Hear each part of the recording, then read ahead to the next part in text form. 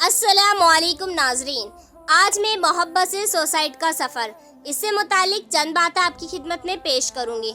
मोहब्बत में हमेशा ज़्यादातर गम, धोखा और बर्बादी मिलती है। ए मेरे प्यारे मुसलमान नौजवान भाइयों और बहनों, तुम्हें एक हकीकत समझानी है जो शायद किसी ने इतनी सच्चाई से ना बताई हो। निकाह से पहले की मोहब्बत सुनने में तो मीठी लगती है, लेकिन असलियत में ये एक ऐसा जहर है जो धीरे धीरे तुम्हें अंदर से ख़त्म कर देता है। ये मोहब्बत तुम्हारे दिल को खा जाती है, तुम्हारी सोच को बिगाड़ देती है और तुम्हें ऐसे रास्ते पर ले जाती है जहाँ से लौटना आसान नहीं होता। आज हमारी बड़ी तादाद इस रास्ते में खो चुकी है। लड़के मोहब्बत के नाम पर अपनी पढ़ाई, अपने कैरियर, अपनी हेल्थ, यहाँ तक कि अपने माँ बाप तक का भरोसा लुटा बैठते हैं।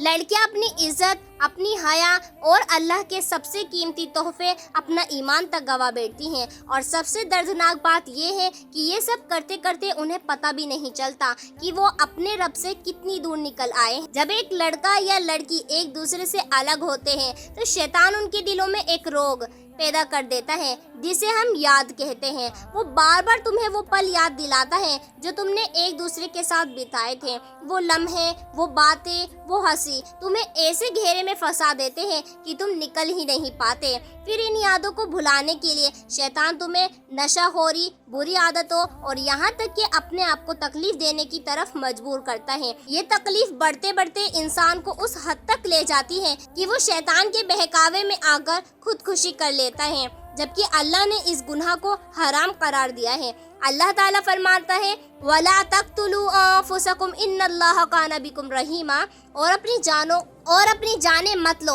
बेशक अल्लाह तुम्हारा सबसे बड़ा मेहरबान है। इस आयत में अपनी जान मत लो का मतलब ये भी है कि खुदकुशी करना हराम है। दूसरी जगह अल्लाह ताला फरमाता है, वला तक़्तुलू बिअयदीकुम इला तहलुकती, और अपने हाथों खुद को हलाकत में मत डालो। इससे ये साफ होता है कि अपनी जान लेना चाहे किसी भी तकलीफ या गम की वजह से हो, इस्लाम में सख्ती से मना है।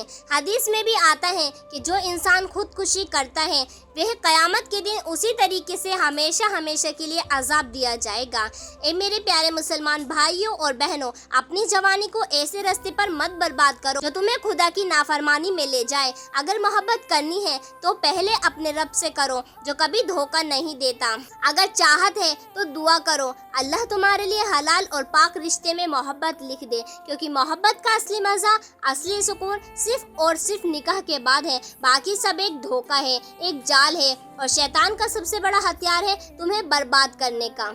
आखिर में मैं दुआ करती हूँ कि अल्लाह पाक सारे मुसलमान भाइयों और बहनों को अपनी हिफाजत में रखें। आमीन। वमा अलैना इल्लल बलागुल मुबीन। अस्सलामु अलैकुम व रहमतुल्लाहि व बरकातहू।